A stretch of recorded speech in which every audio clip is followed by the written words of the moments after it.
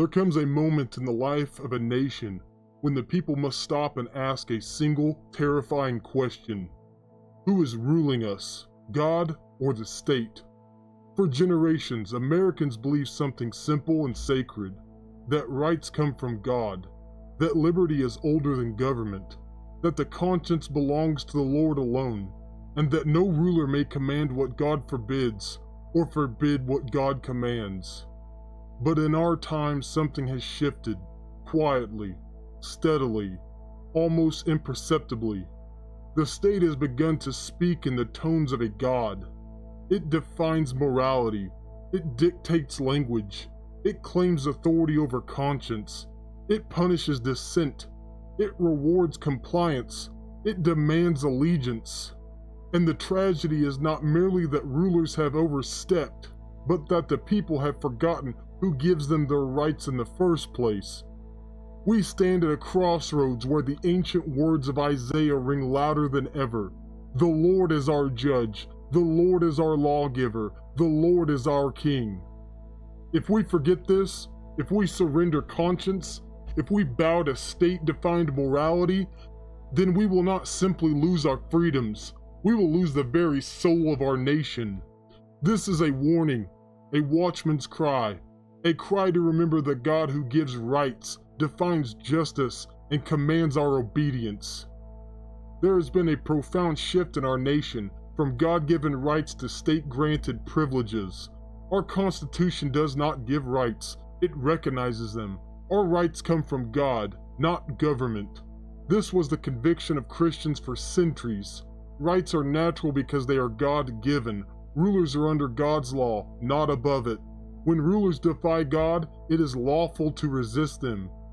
And the scriptures tell us we ought to obey God rather than men. But today we have allowed a government that defends foreign interests more than our own liberties. We have traded essential liberty for the illusion of safety, and we are less safe than ever. Our founders warned us. George Washington said religion and morality are indispensable supports. Ben Franklin said those who give up essential liberty deserve neither liberty nor safety. A ruler who destroys the rights of the people become a tyrant. Tyranny is not lawful authority, it is rebellion against God. Today, we have endless wars, standing armies in times of peace, trillions spent on welfare systems that enslave rather than uplift, foreign entanglements that use our young men as cannon fodder. And Washington warned, steer clear of permanent alliances, but we ignore him. Justice has been redefined through ideologies foreign to our Christian culture. Biblical justice is rooted in God's character, grounded in natural law, measured by righteousness, not power. The scripture says in Psalms, justice and judgment are the habitation of thy throne. And in Proverbs, it is an abomination to kings to commit wickedness. But today, justice is politicized. The media hides injustice. Politicians devalue their office. Corporations and foreign lobbies rule through money. A ruler who violates God's law forfeits moral authority.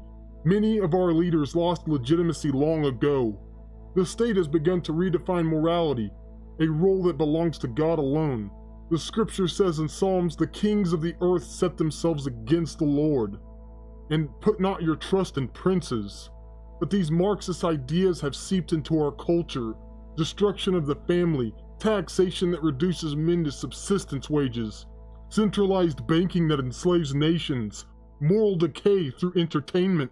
This is not accidental. It is a slow grinding away of the Christian people through their culture. The state now demands conformity in speech, thought, and belief. But Romans 12 commands, be not conformed to this world, but today institutions demand politically correct language. Pronoun rituals enforce ideological submission. Truth is reframed as harm, conscience is coerced. But to bind the conscience where God left it free is tyranny. No man can conform his faith to the dictates of another. When the church adopts the world's vocabulary, it soon adopts the world's values. Freedom of worship is tolerated. Freedom of practice is restricted. If you protest abortion, you are hunted. But the scripture says, stand fast in the liberty wherewith Christ hath made us free. Civil government has no authority over conscience, worship, doctrine, spiritual obedience. When rulers intrude into these realms, they exceed their God-given office. The world now uses compassion as a tool of control. Compassion becomes compliance. Kindness becomes coercion. Mercy becomes manipulation. But the scripture says, speak the truth in love. An open rebuke is better than secret love. Compromise begins with language.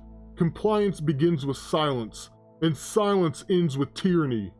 A nation that blurs compassion and compliance destroys the moral supports of liberty. A nation does not fall in a single moment.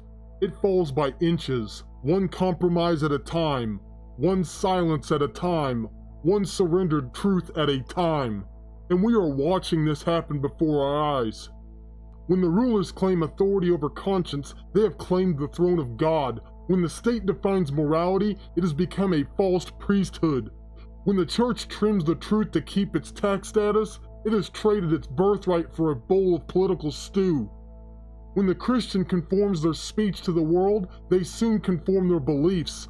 And when the people fear the state more than they fear the Lord, tyranny is not far behind. But hear me, a tyrant is no magistrate. A law that contradicts God is no law. A command that violates conscience is no command. All those who came before us understood this, and the faithful remnant must understand it again.